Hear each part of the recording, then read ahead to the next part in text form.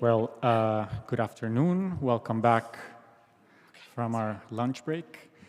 We're going to listen first to Elena Lombardo, who will be presenting Modeling the Unfinished and Fragmentary, the Duke of Parma TEI Standard. Elena is an invited assistant professor at the Faculty of Letters at the University of Lisbon.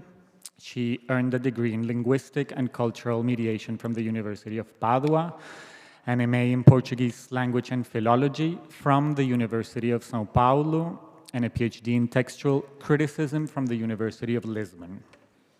Her doctoral thesis focused on the study and scholarly digital edition of a Portuguese chronicle related to the reign of King Sebastião. She's a member of the Center of Linguistics of the University of Lisbon, and she coordinates the project Sebastica Manuscrita, as well as the initiative From Parchment to Computer, Editing Manuscripts in the Digital Age.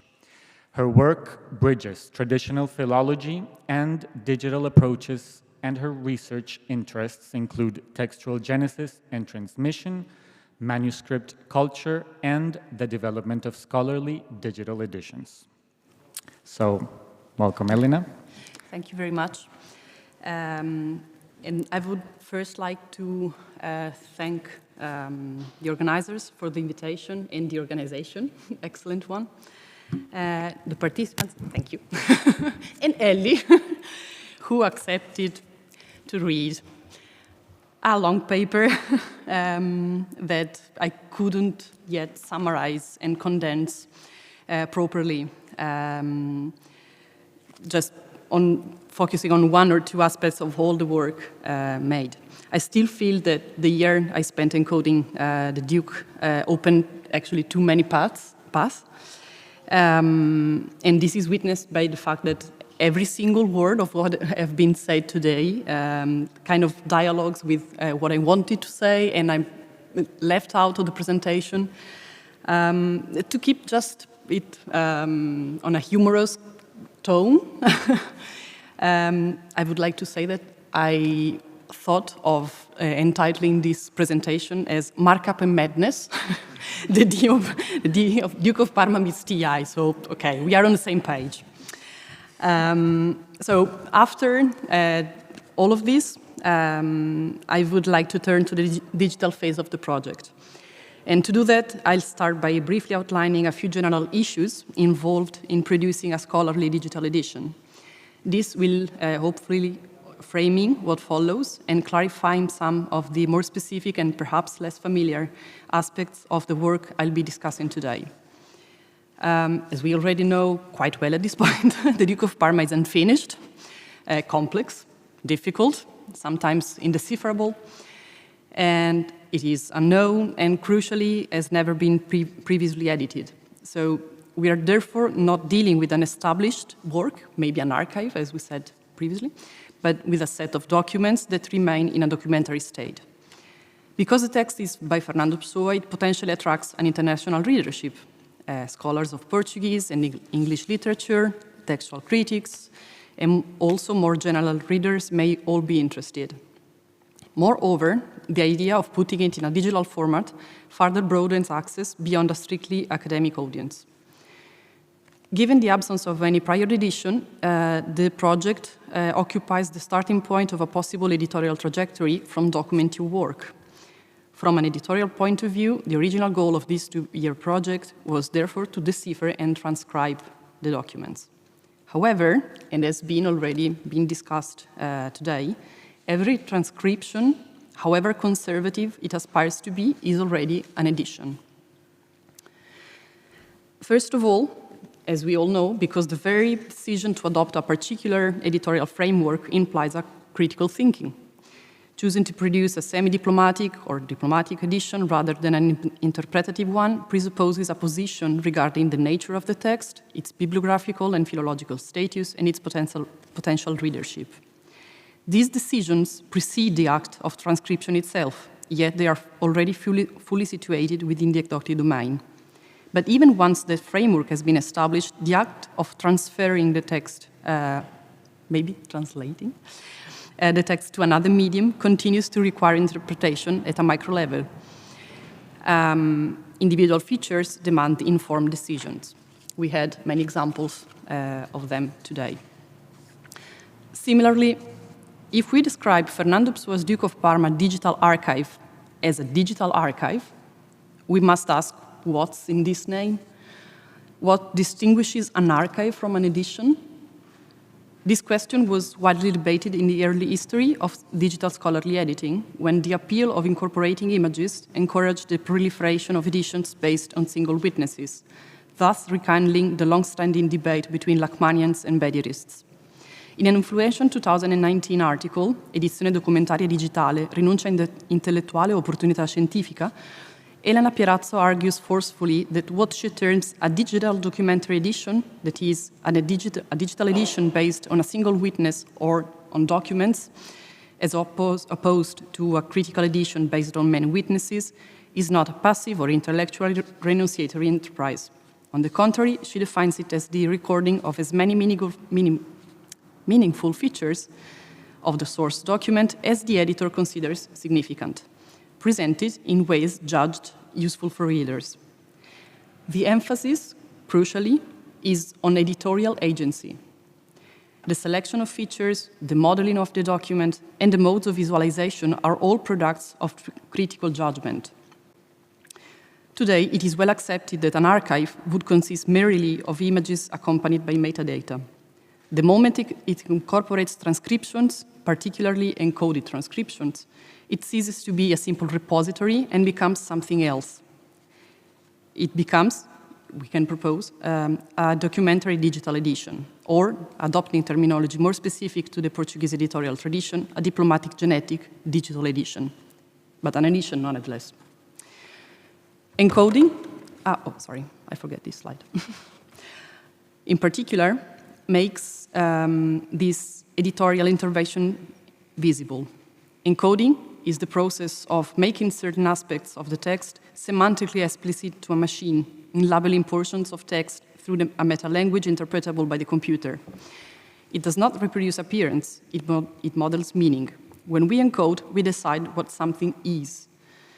Take, for example, a title. It can be recognized by human readers by certain visual features that shape our understanding of its function within a textual flow.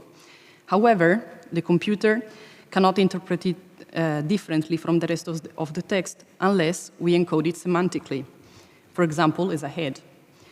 The label itself produces no visual effect. It is a conceptual clarification.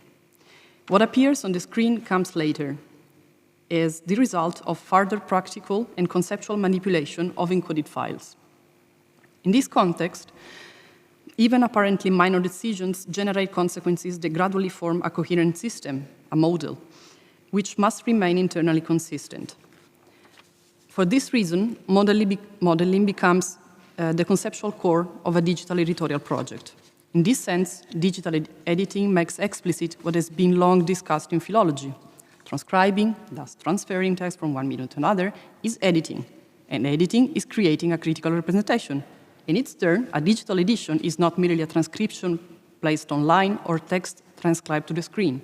It is a semantical representation of a document according to the clear principles.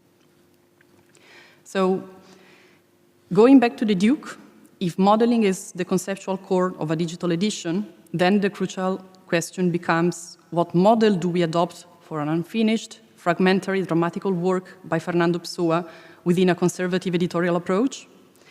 I began by identifying 4 principal dimensions: material aspects, aspects related to the dramatic textual typology, processual features of writing, we could call like them, additions, deletions, arrows, and so on, and certain selected semantic features, so anthroponymy, toponymy, and references to an ideal structure of the play. The encoding model adopted was guided by some general principles. Machine readability was prioritized. Consequently, preference was given to highly structured encoding over a more discursive one, with attributes included wherever possible to enhance clarity and computational accessibility. And from a technical and methodological perspective, interoperability and sustainability were prioritized. The encoding avoids excessive customizations of the schema, relying instead on standard elements and practices defined by the text encoding initiative. Emphasis was placed on thorough documentation, transparency of the editorial choices, and openness to future scalability and modification, allowing the archive to accommodate level developments without requiring fundamental restructuring. From an architectural point of view, the archive is organized at a document level. Each leaf, fragment, or paper strip is treated as an autonomous unit. Although a relationship between documents exists or may exist in certain cases, I deliberately refrain from asserting them at the level of representation. A future, more interpretative edition may propose such connections, but it must be built upon, this edition must be built upon stable documentary units, and my task was to provide them. To complement this document-level encoding, a container XML file was created in order to provide a higher-level organizational framework for the archive.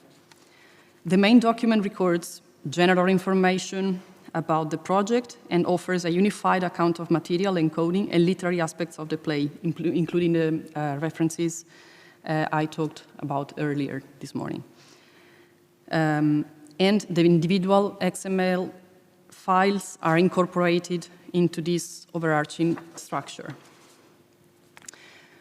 With regards to the choice of the elements, preference was given to more general ones whenever possible. I won't have much time to go through all the elements chosen, but I'll just give one example. TEI provides at least 2 elements for encoding paragraphs, P, which marks paragraphs in prose, and AB, an anonymous block element. Given that the play is unfinished, the use of P would imply the attribution of a conceptual and structural unit, a paragraph, which may not, in fact, be established in the documents. In keeping with the general modeling principle of non-interpretation, AB was therefore preferred in these cases, as it allows segmentation without presupposing a fully defined textual structure. This, among many other examples. However, once the encoding work progressed within this framework, it became apparent that the 4 initial dimensions, although methodologically useful, were not always sufficient to account for the complexity of the documents. Certain phenomena resisted straightforward classification. They could not be described as purely textual, purely material, nor simply as conventional semantic features. Instead, they occupied an intermediate space, one that cut across the categories I had initially established. Consider expressions such as Act 1, Scene 1, Other Scene, Penultimate Scene, Scene B, Speech of Religion, or also, these phrases begin the reconciliation, they are followed by wits, etc., etc. These phrases often precede passages that later become part of the dramatic text. If the first example may be regarded as a dramatic utterance, the comparison with the others shows that they rather function as internal structuring devices, what has been said by Maria João and João Dionísio.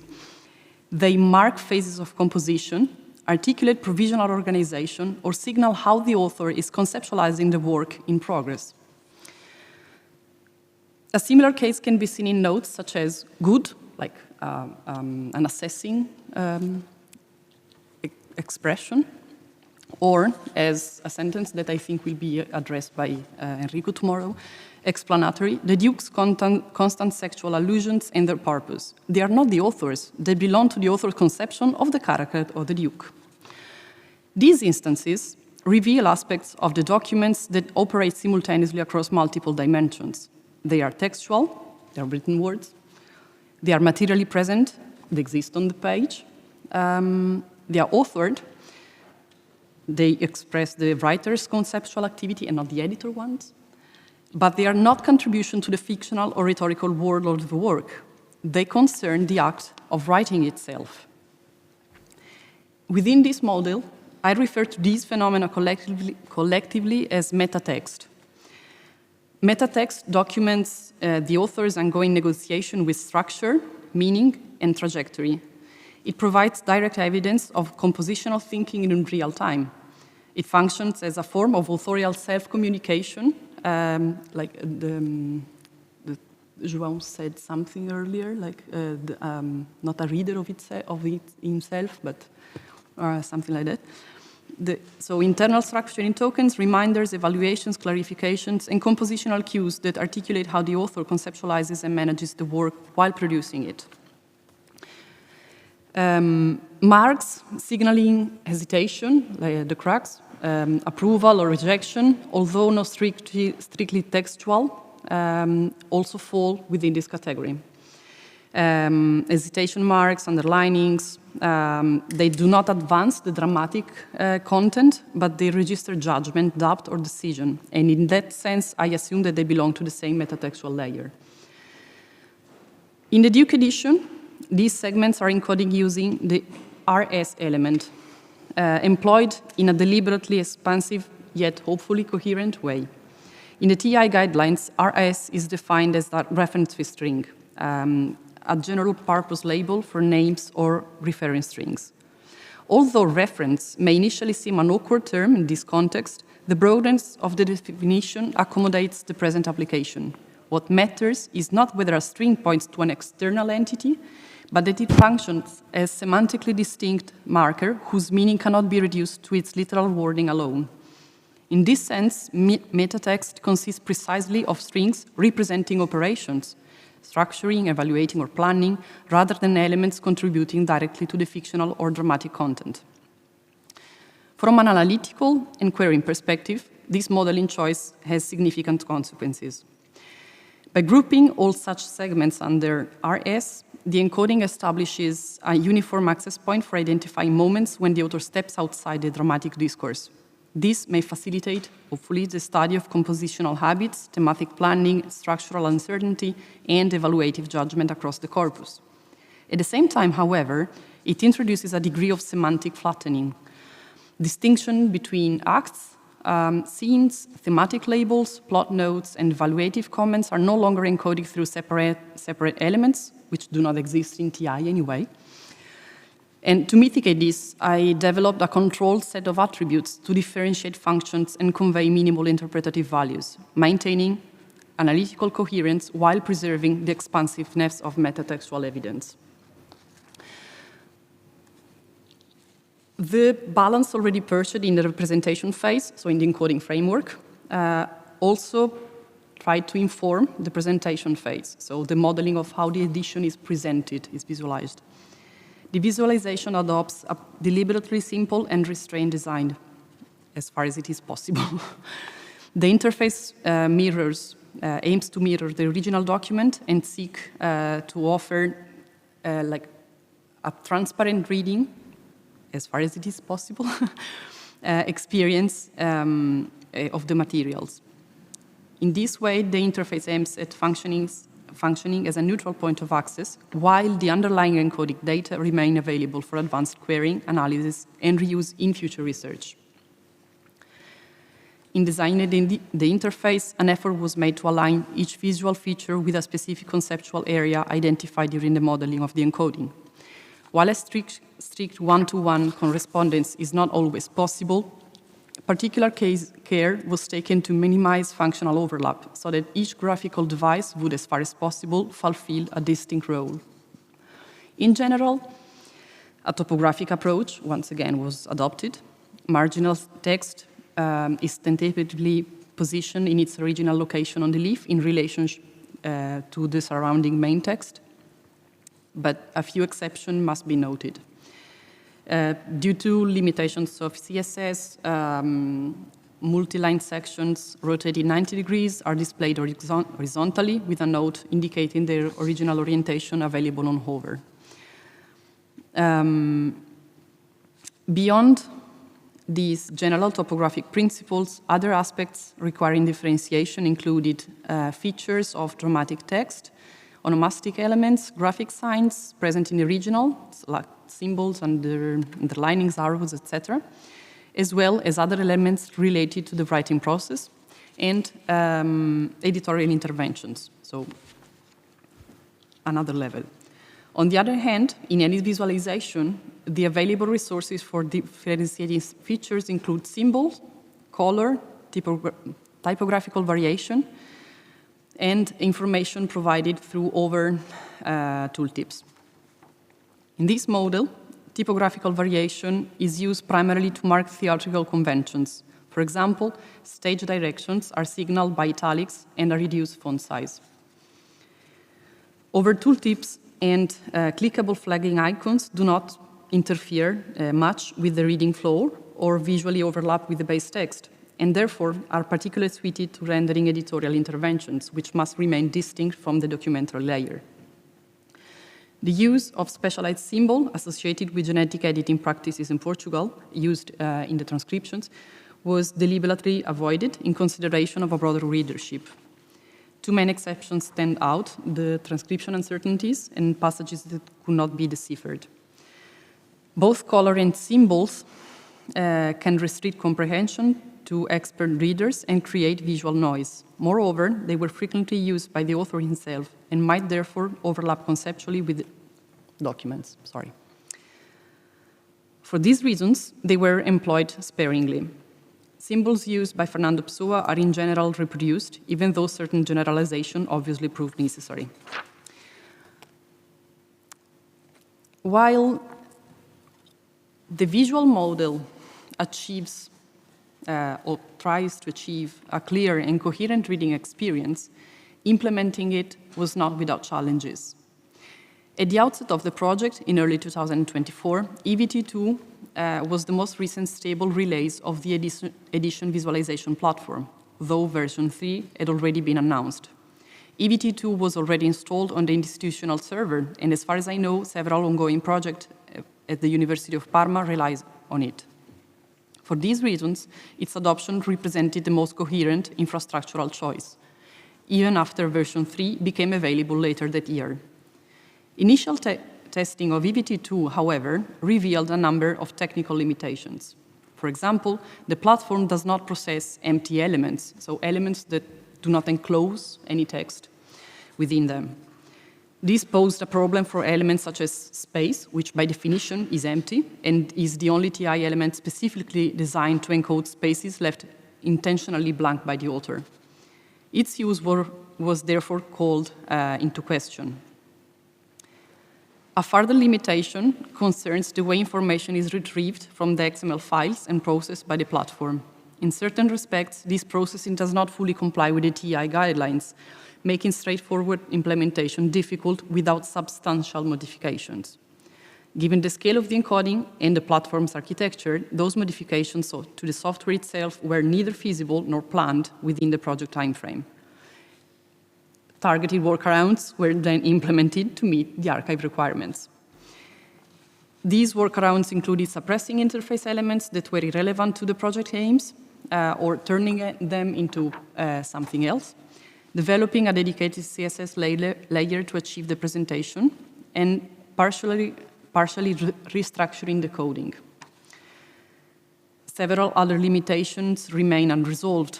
One example is the difficulty in downloading, the fact that it's not possible to download XML individual files that must be retrieved manually from the address of the server itself. And several problems of the styling of the transcriptions. So arrows, though encoded in the markup, are not graphically rendered. And this is a problem when we try to represent movements of the text. So I had to use notes in all the cases where I needed to indicate the movements of the text. The visual reproduction of arrows would require dynamic calculation of spatial relationships between distant elements in the layout, a functionality that depends on JavaScript-based coordinate processing. Since this edition had to rely exclusively on XML and CSS for rendering, these connections are not supported in the present implementation. Zone and surfaces elements encoded in the facsimile element, they are not currently generating a visible effect in the interface, but I would like them to be visible in future developments. And also some of the search functionality remain limited. The encoding model developed for this archive was conceived to preserve a rich range of material, structural, semantic, dramatic, and genetic information, making it searchable and potentially visible according to the user needs. While not all of these features can presently be displayed, the underlying data structure remains intact. The archive is therefore conceived not as a closed visual product, but as a stable and extensible scholarly infrastructure capable of supporting future developments, including the migration to EVT3, or, who knows, a fully customized enhanced visualization should future conditions allow. From the outset, the project confirms what I think is a long-known assumption, or maybe it's not, as we saw this morning, that transcribing is never a purely technical exercise, neither when the aim is to produce a semi-diplomatic digital edition. Choices concerning structure, hierarchy, visualization, and modes of interaction directly shape how SWA's creative work process is perceived and accessed. Encoding the unfinished is therefore not merely a technical task, but an editorial practice in which modeling decisions actively participate in meaning-making. In this context, I propose that the archive may be understood as an enriched digital archive, an archive comprising a documentary or diplomatic genetic digital edition. Within the specific context of scholarly digital editing, the modeling and encoding of the Duke of Parma confirm many of the principles identified in the field, while simultaneously bringing into focus a dimension that may deserve more explicit theoretical recognition: the centrality of creativity under constraint. Several of the themes emerged during the project align with well-established features of the digital paradigm in the editorial practice. First of all, the centrality of the modeling phase as the conceptual core of the edition, in which interpretative, structural, editorial, and technical decisions converge. Closely connected to this is the inherent iterative nature of the process. Modeling confirmed to be neither linear nor definitive, but recursive, requiring constant reassessment as new textual, material, and technical challenges arose. The need to tailor the TI standard in a few cases further confirmed this dynamic. As we saw, the need to adjust the use of the RS element and to create additional attributes exposed an area of genetic dossier encoding apparently not yet fully addressed in the guidelines. At the same time, the limits imposed by funding and timeframes decisively shaped the scope of the archive, its degree of refinement, and the level of interpretative ambition that could responsibly be pursued. In this context, the importance of thorough documentation was once again confirmed as an essential guarantee of transparency and, hopefully, future scalability. Yet, beyond these, let's say, familiar aspects, the project has highlighted a relatively underexplored umbrella concept under which they all may be rearticulated: the need for creativity and, to a certain extent, improvisation. When time, funding, and human resources are limited, creativity becomes not an optional enrichment, but the only viable methodological strategy. The solutions adopted in the Duke of Parma Digital Archive, emerging above all in the pragmatic adaptations to the constraints of EVT2 Beta 2, exemplify an approach that seeks to extract the maximum analytical value from the tools available. These solutions may not represent the best conceivable configuration in absolute terms. However, they were implemented as the most adequate within the specific material, technical, and institutional context of the project.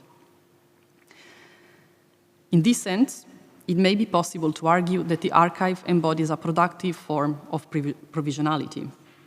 The unfinished status of the play itself is mirrored in the necessarily open and revisable character of its first scholarly digital edition, not only because future editions, shaped by different interpretative perspectives, will inevitably be proposed, but also because any edition, as Gianfranco Contini famously defined it, is a working hypothesis.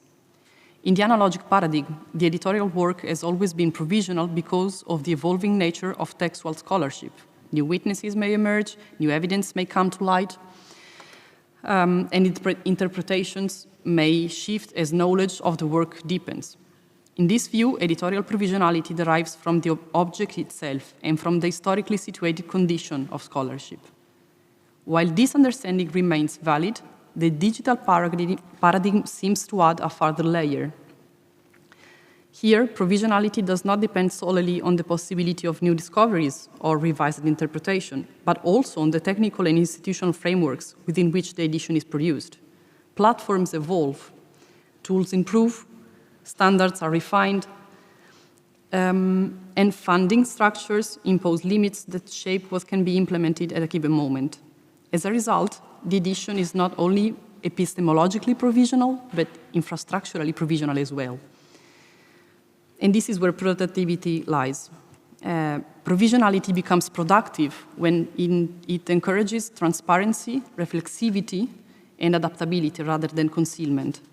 Taken together, the Duke of Parma Digital Archive seems to demonstrate that the encoding of fragmentary and unfinished material is not merely once again assessing to which extent an established hierarchical standard such as TI can be applied to complex textual objects. It is also a process of negotiating between textual complexity and technical affordances.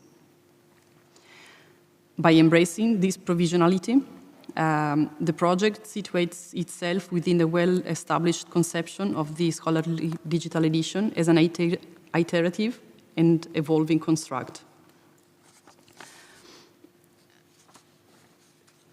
The unfinished, rather than being a limitation, emerges both as an object of representation and as a methodological condition, one that invites refinement, reinterpretation, and collaborative extensions.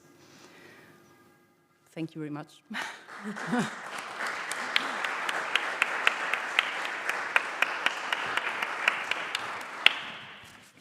Thank you so much, Elena. And let me introduce our discussant, Ellie Bleker. Ellie works as a researcher at the Huygens Institute for the History of the Netherlands, as a research fellow in the Marie Sklodowska-Curie-funded network Dixit.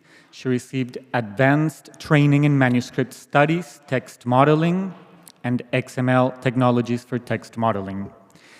She's completing her PhD at the Center for Manuscript Genetics at Antwerp University on the role of the scholarly editor in the digital environment. She specialized in digital scholarly editing with a focus on modern manuscripts, genetic criticism, and semi-automated collation. And currently, she works as a researcher at the Huygens Institute and DH Lab. She is treasurer of the European Society for Textual Scholarship, coordinator of the VIDIT Working Group, and a member of the Dutch Society for Textual Scholarship. So the floor is yours, Ellie. Yeah, thank you. So it's really my pleasure to be here. In Dutch, we have a saying that someone is a weird duck in the pond when you don't belong. I feel like a weird duck, but I hope that my perspective of someone who works a lot with digital editions can contribute something to your project. The problem is that Ella and I agree a lot. So whereas you would say it's much interesting to have a polemic, I think, well, I'll try to be polemic, but it might get really boring. for the audience. So first of all, I really enjoyed reading the paper, even though I think my response is written to a previous version. But then again, my response is also work in progress. So I guess this is mainly, it's typical for the whole symposium that what we're doing is work in progress and we study a work in progress. So I think you have, the paper is very strong. I think you did a wonderful job in creating a TI encoding model that has, well, in which you try to find a balance between generalizing and trying to fit in something that you just said resists fitting in. So please, whenever I have comments, understand them as constructive questions rather than criticism. And let me find my mouse. So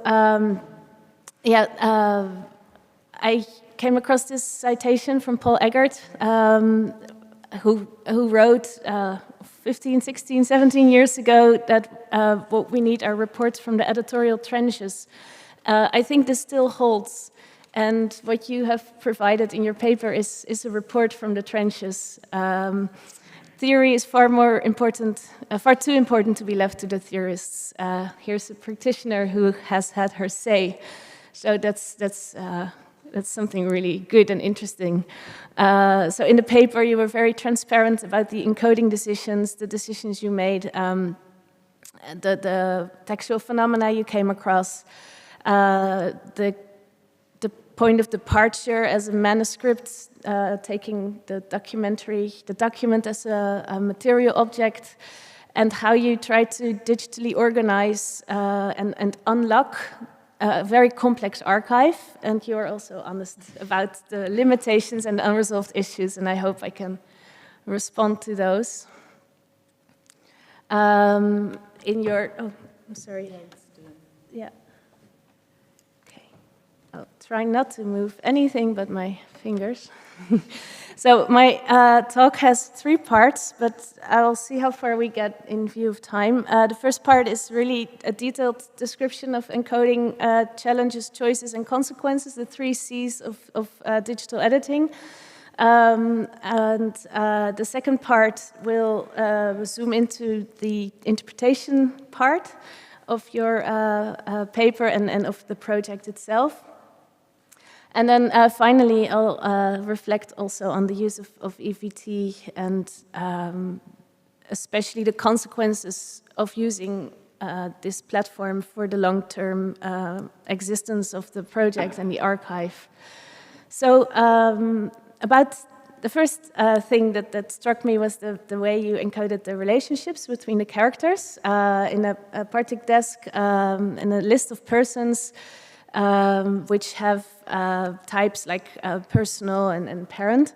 So I did a little analysis on the encoding that was provided to me, and I'm not sure if it was a previous version, but I wrote an XSLT script and generated a really ugly visualization because I'm not good at visualizing, but it's at least clear. These are all the persons mentioned in the play, or at least in the encoding. Okay, so Julianus is not there anymore because we discussed it in the project. See, yes. Work in progress. A previous version. This is an old witness. But what struck me here, and I'm curious to learn whether the experts agree, is that there are so many characters isolated.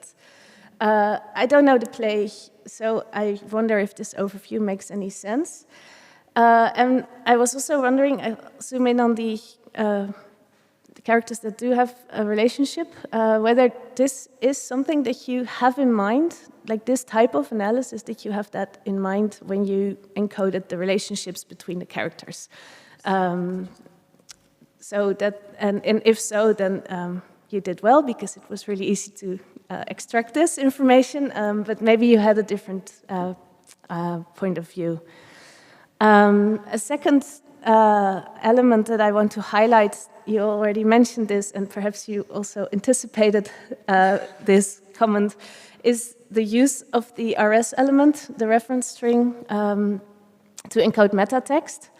I'm quite intrigued by this choice, although you do explain it really well, because, like you say, the TI defines RS as a reference string that points to a named entity, like person, place, or organization, whereas you use it to encode meta text, which doesn't refer to anything external. It's concise, it's contained within the textual universe of the play. So I was wondering if this use will create like a semantic mismatch as well as a practical problem, which I will highlight. So the way Pessoa uses meta text, or at least what you describe as meta text, is to judge something or to plan ahead, right? It's like an engagement with himself. Correct me if I'm wrong. But the practical consequence of encoding this type of textual phenomena with RS is that if you query it, you will get both references to character, which is how you use it according to the TI, and a commentary on his own process, which will mean that you need constant filtering of the results. And so when you write that encoding meta texts will allow you to query and analyze his work, I don't think that the RS element specifically allows you to do that. It's rather the fact that you encode it with any element. And I wonder if maybe a more simple element with like a node would do the same. And might make your encoding model more straightforward, less complex, which would also help the long-term use and reuse of the data set. So I looked at some options, for instance, a node type authorial,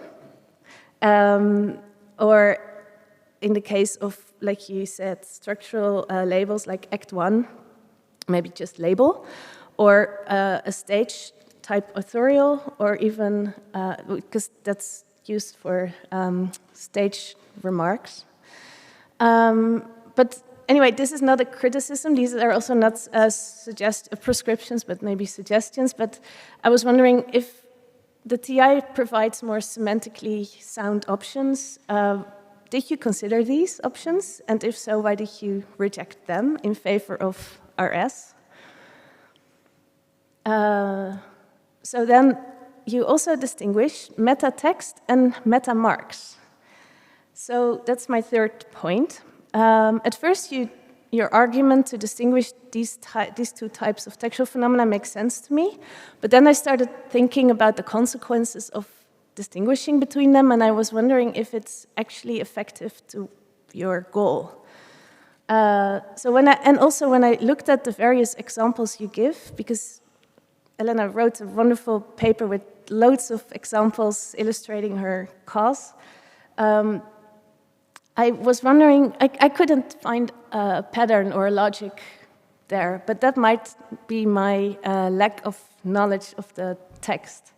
So I think the distinction is conceptually interesting, but I wonder if it holds in practice. You say meta text is a way to self-communicate through language, and you encode it with the RS element. Meta marks are directive graphic signs, so they are encoded with a meta mark. So far makes sense. But then we have the examples, and here you have vertical and horizontal hesitation marks, which are encoded with meta text. So you see the underlining. I'm sure everyone here knows exactly what I mean when I say hesitation marks. So it's a graphic sign, you say. And the text affected by the hesitation is encoded with a sec. So the RS element points to the sec element, so there's a link between the two of them. And then we have hesitation lines that are encoded with a meta mark. And here I didn't understand why, but again, maybe you can tell me. Yeah. Okay, why these two lines are different, and one is a meta mark and the other one is a... Okay. Anyway, so I thought maybe if you respond later, we'll get to it. But more in general, I was wondering. My question is, what is the analytical value, the added value of distinguishing between meta mark and meta text? If we follow the definition by Wout Dillon, that a meta mark is a mnemonic device that helps the reader of the draft, usually in the first place the author herself or himself, reconstruct the internal structure of the document. So Wout here doesn't use the word text or sign or whatever, it's just like a device. And I was wondering, always keeping in mind like the long-term sustainability of the data set, sometimes it's better to discard these really tiny nuances and aim for something more generic that still covers the textual phenomena but is not so refined. So that's my question to you, because sometimes it is necessary to be very detailed. But for me, as a non-expert, both are non-linguistic graphic signs with the same function, whether it's meta text or meta mark. Then a fourth point, or fourth question, was the distinction or the way replacements and transpositions are encoded. So we have arrow-based replacements that, according to you, do not instantiate a second textual form. So I'll give an example in a minute. But in your paper, you argue that an arrow pointing from one part of the text to another part of the text, indicating that that should be transposed, is metatextual and not textual, because they don't produce an alternative sequence of characters. Here we have an example. I can't read it. You could probably read it very easily.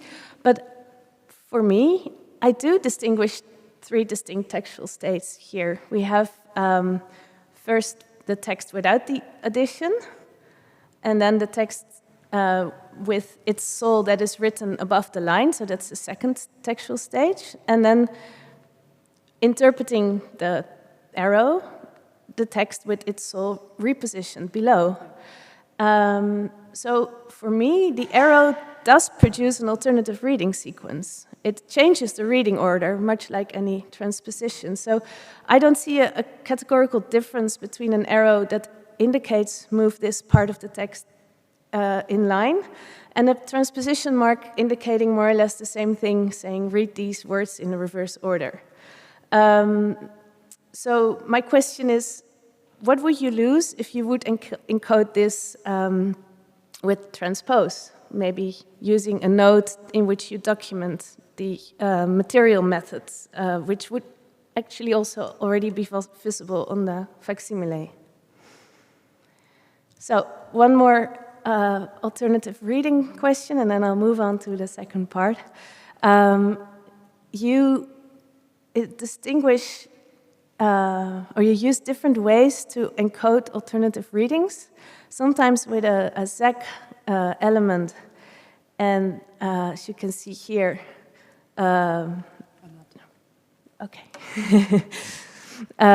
which has a type attribute saying alt for alternative, and then an addition with a place attribute that indicates that the addition is placed above. But sometimes these, for me, similar textual phenomena are encoded with an RS type assessing subtype choice, which, well, I wonder again, is this distinction analytically useful, or would it also make sense to follow one way of encoding alternative readings? Overall, when faced with this challenge of encoding this extremely complex archive, you have aimed, understandably so, to follow a path of minimal inference and try to conject as little as possible. But there is also a category of marks which you describe as graphic highlighting, whose function you cannot be determined. And you encode them with the high element for highlight. It's minimal and descriptive. And according to the TI guidelines, it's used to highlight something for reasons concerning which no claim is made. So it's very neutral. But then I was wondering, isn't interpretation unavoidable? And I think we agree here. I think this has been the theme of the symposium so far. If you say we go for minimal inference, but at the same time, when you assign a subtype approval or a subtype dissatisfaction, you are inferring. If you map the letter M to minister, even if you document this mapping in a note, you are interpreting. Is this so bad? Is that, I mean, the amount of knowledge combined in this room of this writer, of this piece of work, isn't that something to be proud of and to foreground, instead of trying to avoid it as much as possible by going for elements that have neutral characters, or that have a neutral character, and at the same time, it's unavoidable to interpret. Your expertise, my argument is, should be put in the spotlight, and you can be proud of it. Make it transparent, obviously, which you do. And I think if it's transparent and foregrounded, it could be more useful for future research. So I'll use this last point as a segue into the next section, where I'll zoom out and I'll get a bit more philosophical. And for some of you, that might come as a relief to know no more detailed discussions of TEI encoding, no more elements. So correct me if I'm wrong, again. But what the Duke of Parma Archives attempts to do is to provide a research platform for text genetic studies based on the surviving material evidence we have. What can we learn about the writing process of this work? And by extension of Fernando Pessoa's way of working. Maybe there's even more research questions to be answered with this archive, but that's what I gathered is the main goal. And if that's the main goal, how can we present the documentary evidence in such a way that researchers coming from different textual traditions can use the archive? So you have a preference for explicit, formalized, and computational robust encoding practices that minimize intervention and maximize consistency and reuse. And you maintain a strictly diplomatic editorial stance.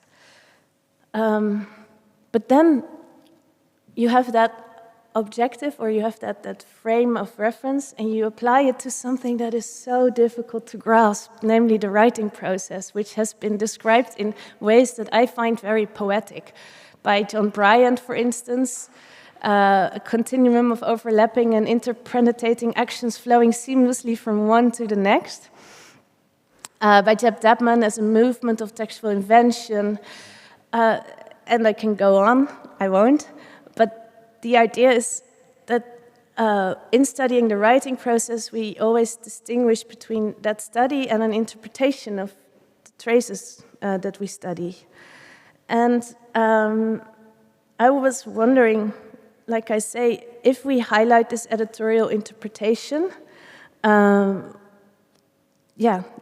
we maybe in this way accommodate more research practice than we do if we try to remain neutral and maybe fail at that? So I will highlight very quickly three, maybe perhaps a bit dated examples of editorial projects that might be an inspiration for future research of future use of the archive, especially where it comes to the involvement of users like myself that are very interested in studying the writer process but not really an expert of Pessoa. Hyperniche, some of you might actually have seen this in action. I haven't, because it's offline now. I've only seen screenshots. But Nietzsche's way of working with aphorisms, these short textual units, that really mimicked hypertext. They were organized in this larger interrelated network, so it made perfect sense to follow a maybe research hypertext way of modeling that. And the project specifically developed a markup language which actually inspired the markup language proposed by the working group for genetic editions of the TEI that later was adopted into chapter 11 of encoding primary sources. So this is a really important piece of work here. And well, the idea is that the editor is a pearl diver collecting beautiful gems, and I refer to Zakari's sluice box metaphor this morning. And they can collect these pearls and organize them in a way that they think is interesting. And these units can be larger or smaller. And they construct a sort of genetic path. The editors themselves provide genetic paths, but also offer the users the option to do so. And then there's a fluid text edition from Taipei, from John Bryant, which I previously cited, who also aims for the separation of concerns. On the one hand, a documentary transcription, and on the other hand, a reading text that is enriched with a revision narrative. And he argues that this is a way for the editor to really use their knowledge to present the revision side in a compelling narrative form, so to really narrate the revision. It's a very editorial interpretation kind of thing, but I like the idea. John Bryant says that if you expose readers to a fluid text, you do need to guide them. You cannot just leave them by themselves. And it's up to the editor to disentangle this work, what they see on the page, and then to present it to the reader in a hypothetical, chronological order. See, I am being polemic, nice. A revision narrative is subjective and an editorial construct. And then finally, this is, of course, an example I won't even describe because everyone knows, but it follows a very similar idea of balancing diplomatic transcriptions, reading texts, editorial interpretations, and virtual editions that users can create. So I know this is not a sort of completely new idea for you, but I want to highlight the importance of this kind of work for a wider audience. And I think that a hesitant, non-initiated reader might be put off by this, even though it's legible, it's still quite incomprehensible documentary transcriptions. Again, incomprehensible to the non-initiated. So I was wondering if you foreground the story of the text in the way that John Bryant proposes, can you convince the reader of the pleasures of genetic analysis? Do you see this as an option? This is my question to you. The three projects that I highlighted all followed a different way of doing so, and they based this way on the characteristics of the particular text. So my question would be, based on the characteristics of the Duke of Parma, what would be the way in which you can convince non-initiated readers of the fascination or the fascinated side of this genetic way of working with this? I'm really keen to learn that from you, Elena, but also from the audience. In which way can Pessoa's writing and revision process be highlighted? Because at the moment, and I do not want to diminish at all the value of this project, because I think that goes without saying, but I was wondering, honestly, is this meaningful for people who are not experts? And you mentioned, and you also said it just now in your presentation, that you do envision future developments towards more interpretative digital editions. So I know that you have already thought about this, and I'm curious to learn what your way of thinking was. How am I doing on time? Should we? Well, we are out of time, but I think we can take a couple of minutes from the I hope I can. It's really a couple of minutes. It's just like 3 slides on EVT, because I do want to highlight this. This is when Twitter was still a thing. I made a screenshot, and I do think that this this tweet makes quite a lot of sense. It's the linked data silo, so that's a complete contradiction in terminus, right? So we have linked data on the one hand, which is presented as the way forward to connect knowledge across project boundaries, and on the other hand, everyone is doing it on their own, in their own little island, and then we create all silos. So as we all know, present-day textual scholars, we can no longer get away with creating that data silos or bespoke data sets, because these require constant maintenance, and they generally do not last longer than 5 to 10 years.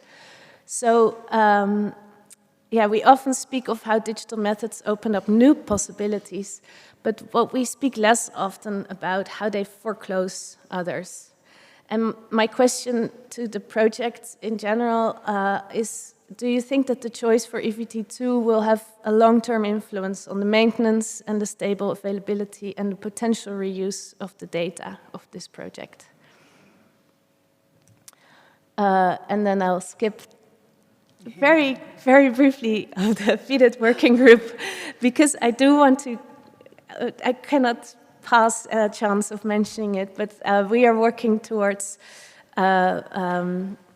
creating an encoding model for editions that work with this type of text. And the more scholars that join us, the better, because we need a lot of great minds and good examples. So do join us, look up FIDIT, and we'll get there. We are very pleased to have FIDIT members in the audience, and even one of the coordinators in the person of Carlotta here in the room. The idea of FIDIT is similar to what Carlos Pitella said this morning, that we do need a consistent, clear methodology to create encodings that last longer than 5 years. So I'll round off here, and I just want to say thank you, Elena, and the whole Duke of Parma team. My questions are, again, not criticism, but really they emerge from reading your methodologically really rich and transparent ongoing work. So these are my main points. Yeah, I was wondering, could you tell me something about simplifying the encoding model, foregrounding editorial interpretation, and the benefits of being mindful of long-term maintenance?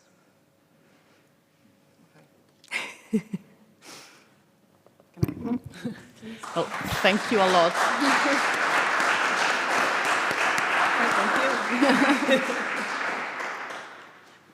Well, once again, thank you very much for the careful reading and the assessment and the suggestions. You gave many examples, and I would love to go through them, even individually, if you don't mind. So maybe we can go back. In a general way, simplifying the encoding model, what I can say about it is that when I say that modeling proved to be iterative, is that I started with, once again, as I said, with a very general set of elements, but also like the most common ones. So I started using P, I started using head, I started using like elements that do refer to structured texts, finished ones. And then I understood that it was contradictory because the text is not finished, and I cannot make inferences about certain specific structural features. So I stepped back and I said, no, okay, I have to find another way. Then the decision to use okay, let's say AB, for example, etc., etc. But this is not what I wanted to say. Maybe we can go.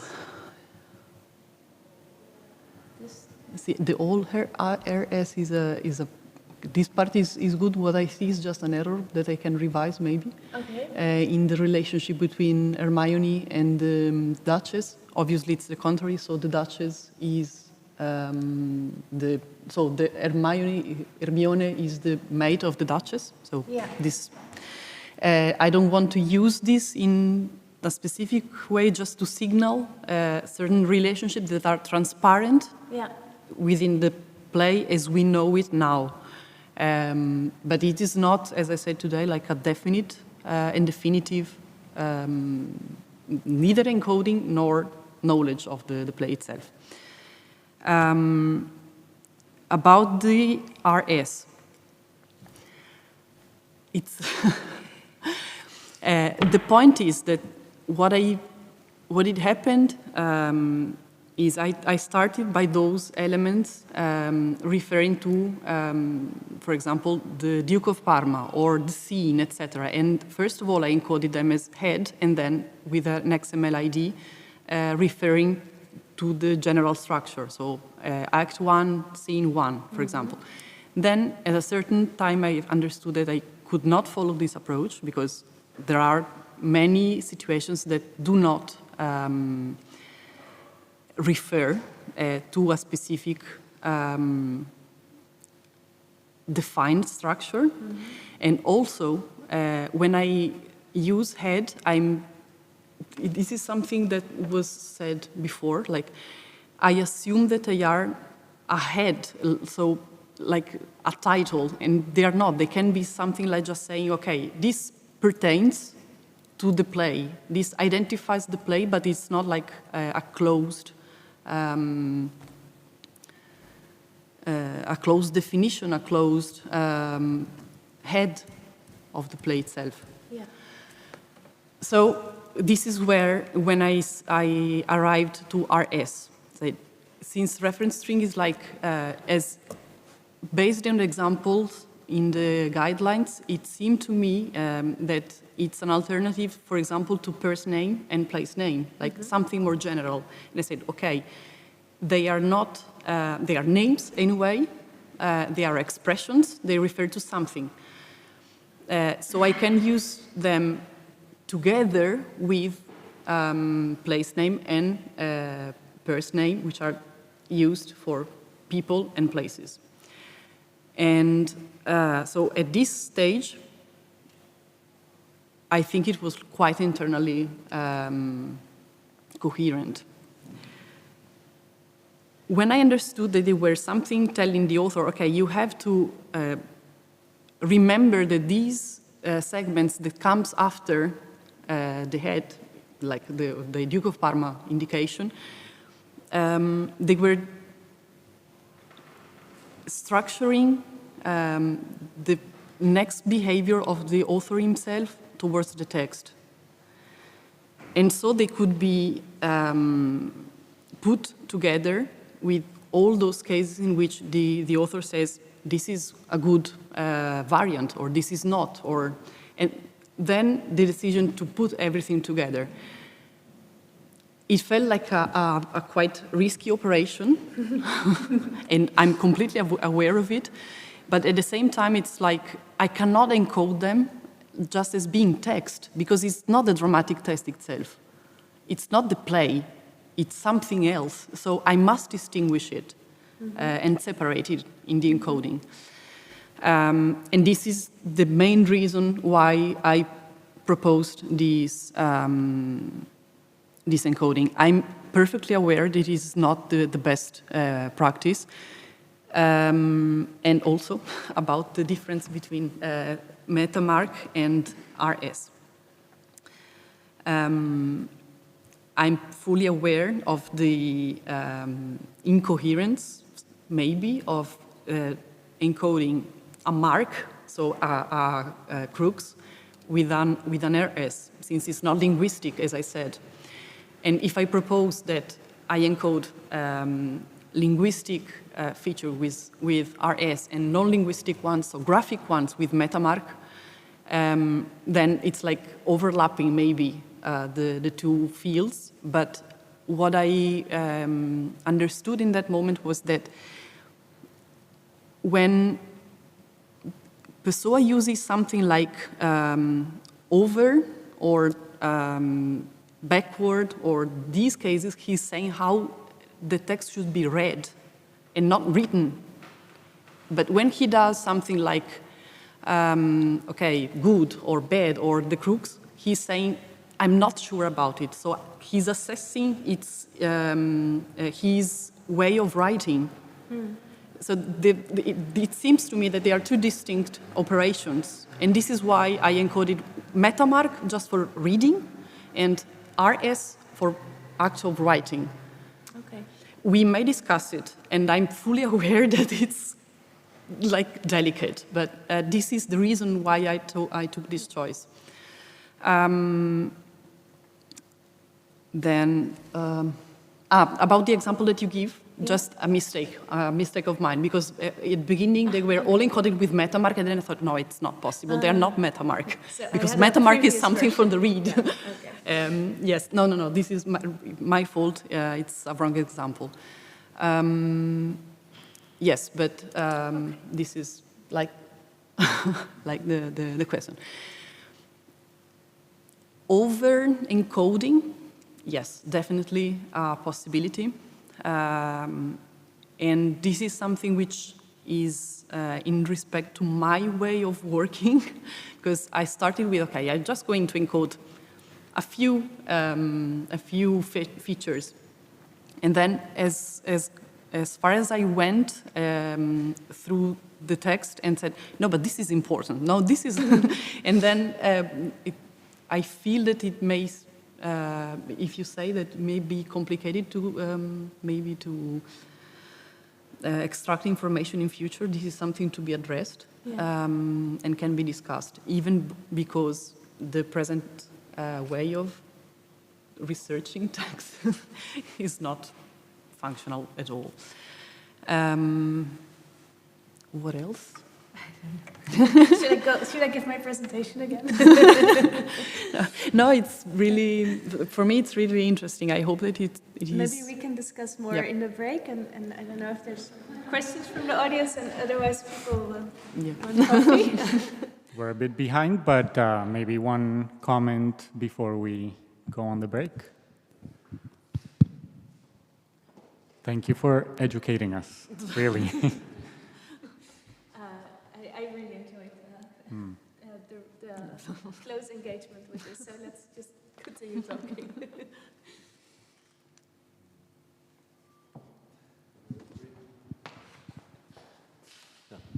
I really enjoyed this, and I learned a lot. A very brief note about something about a note that you note.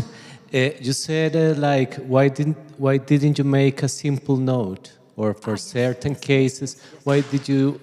I mean, in what cases, Elena, would you admit simply a note? For example, in those over, or in other cases where maybe a note will be enough. Yes, thank you for reminding this, because I, once again, trying to keep everything separate, as far as it is possible, I prefer to use note just for editorial stances. So whenever the editor says something about the text, then I'll encode it with note. But I didn't use note for the author text. And this was the main distinction. Yes, thank you for reminding me. Yeah, but you have them labeled too, just because it was used for structure. For example, when Pessoa makes, maybe I didn't say that, but when Pessoa makes the lists or something like that, I can use label, but once again, not for the text. I considered it. We can discuss it again. And stage.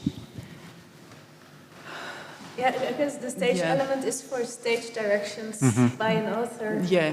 But I think we should really let the Yeah, people sorry. go to the break. Because I feel Well, Elena and Ellie, thank you very, very much. And let's go have coffee.